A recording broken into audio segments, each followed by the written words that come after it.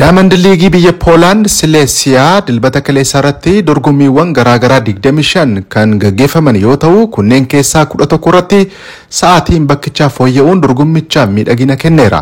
Keessumaa atleetoon Itoophiyaa dubartootaan fageenya meetira 1500 hirmaatan irratti sadarkaa tokkoffaa hanga arfaffaatti qabaachuun xumuruun isaanii addunyaaf jabina isaanii agarsiisaniiru. Fageenya kana atleet Hirut Mashashaa sa'aatii bakkichaa fooyyessuun akkasumas reekoordii biyya Itoophiyaa qabaachuun ture kan mo'atte. Sa'aatiin ishee daqiiqaa 3 sekondii 54 fi maayikiroo sekondii 87 ture. Hirutitti aanuun atleet Birqee Hayyaloom lammaffaa eeguu baatu fiigicha kanarratti jalqabaa kaasee dursaa kan turte. Atleet Dirribee Waltajjii sadaffaa ba'uun akkasumas Warqinash Massalee arfaffaa ba'uun xumuran. Atleet Hirut Mashashaa hanga dorgommii kaleessaatti eeggattummaadhaan shaampiyoonaa atileetiksii addunyaatti filatamtus fiigicha kaleessaa kana injifachuun hirmaannaa shaampiyoonichaaf milkaneeffatteetti. Milkaa'ina isheef immoo hojiin atleet Dirribee Waltajjii olaanaa akka ture atleet Hirut Mashashaa sagalee Ameerikaaf ibsiteetti. መጀመሪያም ተጋግዘን ከደርቤ ጋር እንደምታግዘኝ ተስማምተን ነበር የመጣነው እና የራሷን ውድድር ሁሉ አሰርዛ ነበር ያገዘችኝ። jalqabu marraa'u Dirribeen akkana qarqaartu walitti himneet walii gallee dorgommichatti dhufne. Dirribeen dorgommii ofii dhiisteet na qarqaarte. Sa'aatii amma galmeessinee fiiguuf karoorfannee dhufne itti milkoofneerra. Atleet Hirut miidhama ishee mudateen kanaan dura sa'aatii minimaadhaaf guuttachuuf qabdu otoo hin guuttatiin hafuu ishee gaddisiisuus gargaarsa Dirribee Waltajjii taasisteen milkaa'uu ishee dubbachuun galateeffatteetti.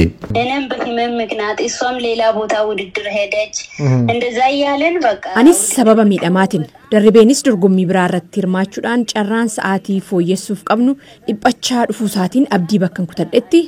Dirribeen na jajjabeessuun sa'aatii fooyya'aa keenya wal qarqaarree fidne jechuun jabaadhuu naan jette. Gara dorgommichaatti akkas seenu na jajjabeessatii turte. Odoo ishiin jiraachuu baattee ofitti amanamummaa akkanaatiin fiiguu hin danda'u ture. Kanaafis baay'een ishii galateeffadha.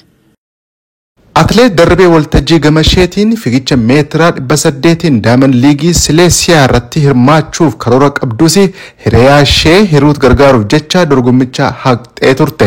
Haala kanaanis karoorri isaanii galmaan ga'uu isaatii fi sa'aatii fooyya'aa mataa ishee galmeessuu isheetti gammaduu ishee sagalee Ameerikaatti dubbatteetti. Kan nuti hawwilee dhumnes kanuma Waaqayyo nu gargaaree waan sana waan nu gooteef baay'ee gammanneerra haala namatti tolu xumurree. Anis ishuma gargaaruuf dura minimaa guuteen ture usaabaa irratti wajjin fiillee aan tokko bahee ishee yeroo lama baatetti baay'ee itti dhaga'ameera. Ishiitti nama eeggattuu taate turte. Asitti an duraan 800 fiiguuf asitti galeen ture. Ishii gargaarsa ishiinis akka sa'aatii fidattuuf waan sun nu milkaa'ee ishiinis sadarkaa kanarra gaa'ee personal feessi sa'aatii fiiggate.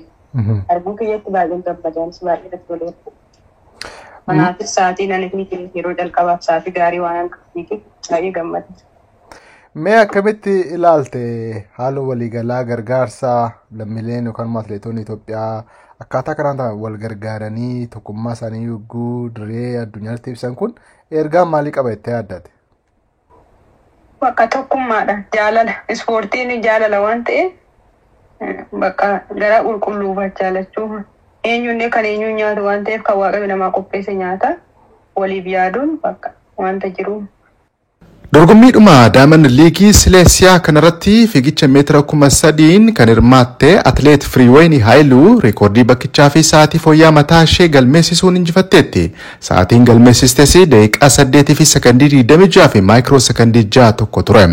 Firiiweenitti aanuun atleetiin lammii Keeniyaa Liiliyaan Kaasaayit daqiiqaa 8 fi sekondii 27 fi maayikiroo sekondii 8 duwwaadhaan lammaffaa eeguu baatu atleetiin Itoophiyaa Lamlam Haayiluu dorgommicha kana sa'aatii fooyya'aa mataa ishee daqiiqaa 8 fi sekondii 29 fi maayikiroo sekondii 4 sadaffaa ta'uun xumurteetti. Dilbatuma kaleessaa fiigicha Diamond League meetira 3,000 gufachiisaatiin dhiirota gidduutti dorgomameen atleetiin lammii Morokoo El Bakali Sofoyinee reekoordii bakkichaa fooyyessuun injifateera. Sa'aatiin tiingaleesii daqiiqaa 8 fi sekondii 3 fi maayikiroo sekondii 1 yoo ta'u atleetonni lammii Keeniyaa Abrahaam Kibiwootii fi Leonard Kemkoy lammaffaa fi sadaffaa bahaniiru. Atileetiin lammii Itoophiyaa Abrahaam Simee dorgommii kana arfaffaa ta'uun xumureera. Atileetiin Itoophiyaa kan biraa Geetinet Waalemmoo dorgommicha addaan kutuuf dirqameera. Odeeffannoo biraatiin yeroo torba badhaasa baalaan doorii fudhachuun kan beekamu taphataan kubbaa miilaa lammii Arjentiinaa Lionel Messi kilaba Paris Saint-Germain irraa jijjiirraan gara kilaba Ameerikaa Inter Miyaamiif mallatteessuusaa ni yaadatama. Kilabni isaa haaraa kun kaleessa ifatti deeggartoota isaa fi uffata lakkoofsa 10 uwwisuudhaan ifoomseera. Sirna simannaa kanarratti deeggartoonni baay'ee istaadiyeemichatti kan argaman yoo ta'u, deeggartoonni 20,000 ol ta'an immoo tikkeettii galumsaa dhumuu isaatiin rooba keessa turuuf dirqamaniiru. Taphataan ganna 36 Lionel Messi haasaa gabaabaa afaan Spainin taasiseen deeggartoota achitti argaman galateeffachuun fedhii mo'achuuf kanaan dura qabu ammas qabaachuu isaa dubbachuun shaakala isaa dafee jalqabuu fi fedhii guddaa akka qabuu fi kilaba kana guddisuu fi gahee koo nan baadhaa jedheera. Lionel Messiin baroota taphaa isaa keessatti keessumaa kilaba Barcelona wajjiniin gooliiwwan 672 galchuun waancaa La Liga 10, waancaa Champions League 4 fi Spanish Cup 7 fudhachuun seenaa addaa hojjeteera. Odeeffannoo keenya teenisiitti yagguu dabarru dorgommii teenisii dirree Wimbledon tapha xumuraattiin taphataan ganna 20 lammii Spain Carlos Alcaraz yeroo jalqabaa fi shaampiyoonii ta'eera. Carlos Alcaraz falmataa isaa kan ta'e ga'eessaa fi shaampiyoonaalee hedduu fudhachuun kan beekamu Novak Djokovic mo'achuun ture kan shaampiyoonii ta'e. Djokovic dorgommii Wimbledon kana yeroo shanaffaaf injifachuuf karoorfatus hin milkoofne. Taphataan teenisii ganna 20 Alcaraz kun yaada taphaa booda kenneen otoo tapha xumuraa kana iyyuu mo'atameera ta'e dandeettii kootti ofittan boonaa jedheera. Dhuguman ofittan boona kan jedhu Alcaraz bara 1985tti dargaggeessa ganna 17 Boris Becker fi bara 1976tti dargaggeessa ganna 20 Bjorn Borg booda umurii kanaan waancaa Wimbledon mo'achuusaa dargaggeessa daffaasa taasiseera. Gabaasa sagalee Ameerikaatiif Eebbisaa Naggasaa, Stockholm, Sweden.